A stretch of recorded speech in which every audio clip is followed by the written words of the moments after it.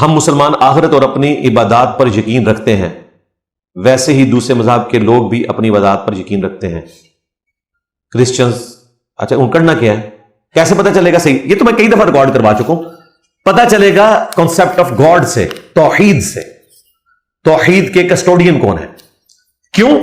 Christians, Jews, even ہندوؤں کی کتابیں بھی ایک خدا کا تصور دیتی ہیں۔ پریکٹیکلی وہ تصور اگر آپ کو نظر آتا ہے پورے شد و مت کے ساتھ، تو صرف مسلمانوں میں یا اس کے بعد جیوز کے اندر۔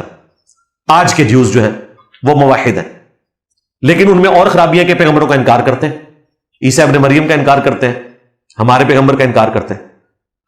توحید کا جہاں تک معاملہ ہے تو اتنی بڑی تعداد میں 2 ارب کے قریب لوگ اللہ تعالیٰ کی ذات میں ایک رتی برابر بھی شرک نہیں کرتے۔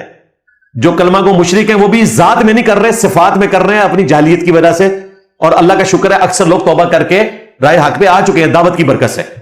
وہ اس لیے آئے کہ قرآن و سنت کے ماننے والے تھے۔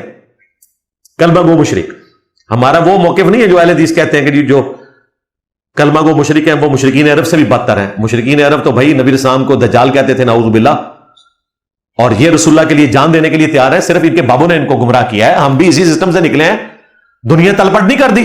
میں نبی سا ہے ہی کوئی نہیں، تیرے بابے تھے شاہی کوئی نہیں، پتہ لگا تو اگلا چھڑی پوری دنیا مدنی آگ۔ یہ نہ ہو کہ وہ کہیں نیگیٹو ورڈ یوز کر رہا ہے۔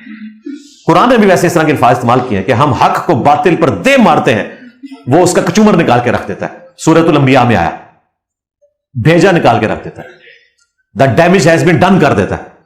تو اس وقت ضرورت ہے دعوت دینے کی۔ تو توحید کے پوائنٹ آف ویو سے مسلمانوں جیسا کوئی نہیں، اسلام جیسا کوئی نہیں، باقی ساری چیزیں بعد میں ہیں۔ اخلاقیات بھی ہماری کتابوں میں جو لکھے ہوئے ہیں یا دوسرے مذاہب کی کتابوں میں وہ کامن ہے، لیکن اصل چیز ہے توحید۔ اس کے کسٹوڈین اس وقت دنیا میں مسلمان ہیں، ابراہیم کے خدا کے ماننے والے مسلمان ہیں، باقی تو شرک کر رہے ہیں۔ ہمارے چینل آیت و حدیث کو سبسکرائب کیجئے تاکہ ہدایت کا ہر پیغام آپ تک پہنچے اور آپ خیر کے اس سفر کا حصہ بن جائیں۔